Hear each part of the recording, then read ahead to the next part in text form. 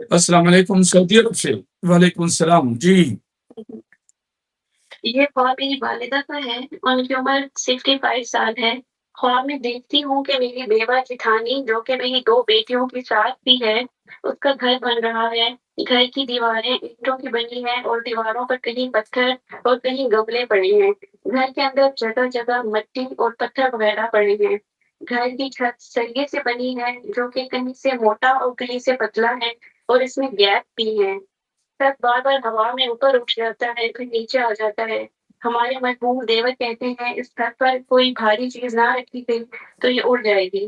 خواب مکمل۔ آپ کی امی کی جو جٹھانی ہے وہ بیمار رہتی ہیں؟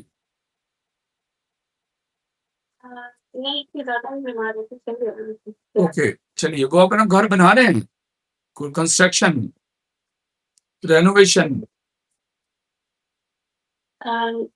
ابھی انہوں نے سولر لگوایا ہے۔ وہ نہیں۔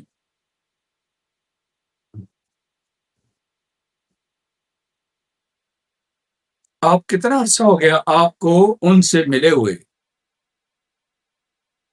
جٹھانی سے؟ مجھے ابھی میری امی ابھی کچھ عرصہ پہلے مجھے ان کو کچھ نہیں ہے۔